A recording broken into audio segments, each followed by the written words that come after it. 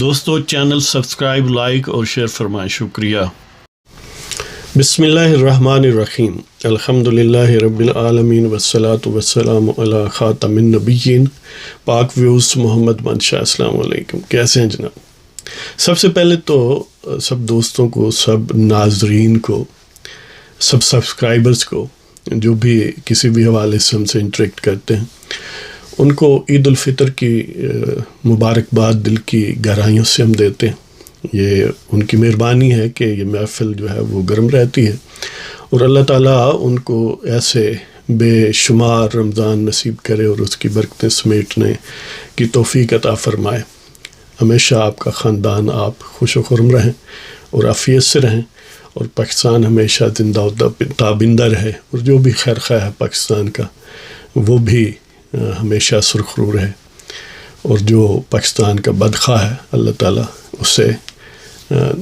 رسوا کرے دونوں جہانوں میں۔ تو آج کا پروگرام جو ہے وہ وہی جو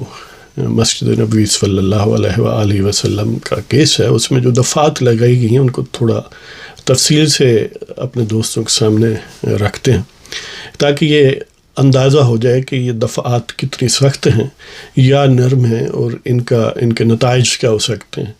اگر جرم ثابت ہو جائے، کنوکشن ہو جائے، تو اس کا کیا یعنی اس کا نتیجہ ہوگا، انہیں کتنی سزا ملے گی، کیا جرمانہ ہوگا۔ سب سے پہلے تو یہ ہے کہ 4 اس میں یعنی جو فیصل آباد کی FIR ہے،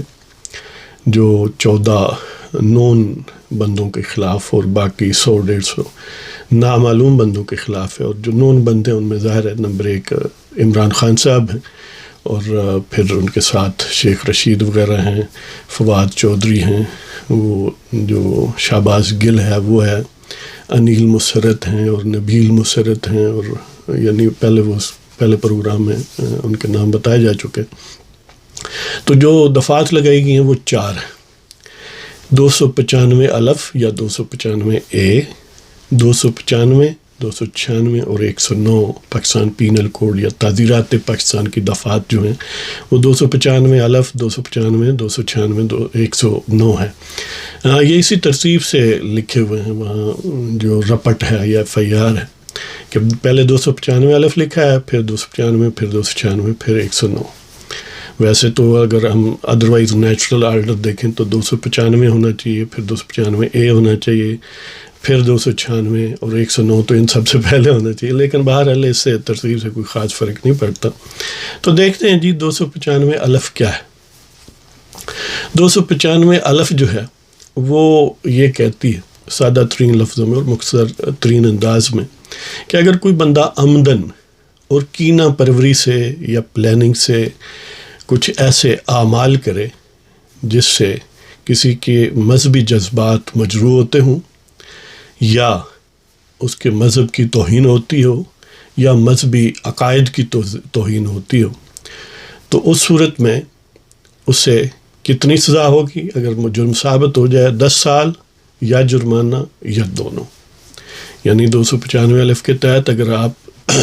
یعنی کوئی شخص کسی کے مذہبی جذبات یا مذہبی عقائد کو مجروح کرتا ہے، اور وہ عمدن یہ کام کرتا ہے اور میلیشیسلی، یعنی اس کا میلس کا مطلب یہ ہے کہ برے نظریے سے کرتا ہے، یعنی اس کا مطلب اس کی خواہش یہ ہے کہ اس کو میں اس کے جذبات کو مجروح کروں، تو اس صورت میں اسے یہ سزائیں ہوگی۔ اور جذبات مجروح کرنے کا طریقہ کیا ہے؟ وہ الفاظ سے ہیں، الفاظ لکھے ہوئے ہو سکتے ہیں، بولے ہوئے ہو سکتے ہیں، یا کوئی بھی نظر آنے والا اشارہ یا طریقہ کار، جیسے کئی اشارے ہیں نا جس سے ہم کوئی بھی کسی کو انسلٹ کر سکتا ہے، توہین کر سکتا ہے اشاروں سے بھی، اور اس صورت میں ان کو اچھا پھر یہ ہے کہ یہ کون کام کرے تو ہوگا، یہ by the citizens of Pakistan, یعنی ریلیجیس فیلنگز، ہاں اس کا مطلب یہ ہے کہ یہ جذبات جس کے مجروح ہوں گے اس سے سٹیزن آف پاکستان ہونا چاہیے۔ اگر وہ سٹیزن آف پاکستان یا مثلا آپ بیرون ملک ہیں، کسی ایسے شخص کے جذبات مجروح کرتے ہیں جو پاکستان کا شہری نہیں ہے، تو پھر ظاہر ہے پاکستان میں آپ پر کوئی مقدمہ نہیں ہو سکتا۔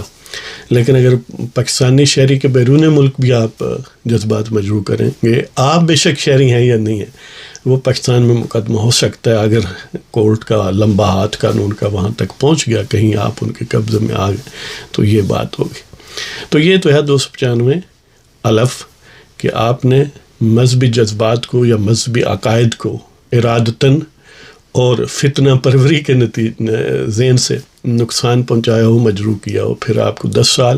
یا جرمانہ یا دونوں ہو سکتے ہیں۔ جرمانہ کتنا ہے یہ عموماً کورٹ کی ڈسکریشن ہوتی ہے، وہ سارے سرکمسٹانس اور سابقہ جو کیس ہیں اسی طرح کے ان کے نظائر سامنے رکھ کے۔ اور دوسری دفعہ ہے 295، اس میں یہ ہے کہ آپ کسی ایسے یعنی پلیس آف ورشپ ہے کہ عبادت کی جگہ ہے، مذہبی مقامات ہیں، جیسے یعنی مسجد ہو سکتی ہے اور بعض دوسرے مذاہب کے جو بھی عبادت خانے ہیں وہ ہو سکتے ہیں، ان کو یعنی مذہب کو ان کی توہین کرنے کے لیے ان کو نقصان پہنچائیں، ان پر مثلاً بری باتیں لکھ دیں، ان کو مٹا دیں، وہاں پر ہلٹ بازی کریں وغیرہ، یہ یعنی نقصان اس سٹرکچر کو پہنچائیں، تو اس صورت میں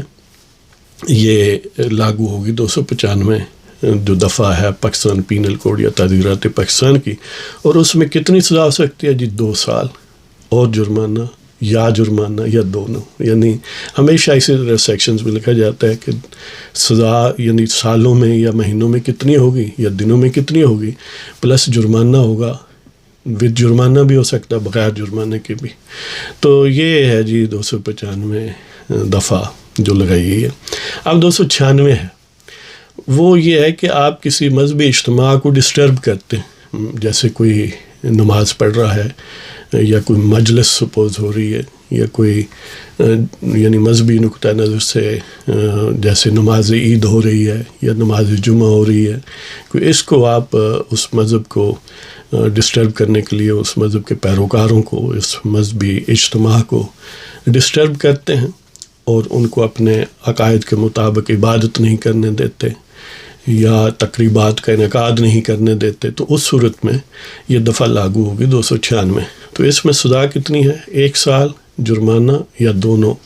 یعنی یا جرمانہ یا 1 سال سزا یا دونوں، ہیں جی، جس طرح آپ چاہیں، جس طرح جائی صاحب چاہیں ویسے آپ نے،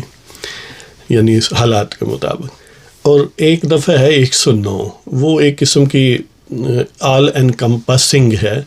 کہ اس کا مطلب یہ ہے اعانت جرم میں اگر آپ کسی جرم کی اعانت کرتے ہیں، ابیٹمنٹ کرتے ہیں، تو آپ کو وہی سزا ہوگی جو اصل جرم والے کو ہوگی۔ یعنی سپوز آپ کوئی اے بی کو قتل کرتا ہے، سی نے اے کی مدد کی ہے، تو اس صورت میں اے کو اگر سزا ہوگی تو پھر سی کو بھی سزا ہوگی، وہی سزا ہوگی جو اے کو ہوگی اس جرم میں۔ یا بالفرض اے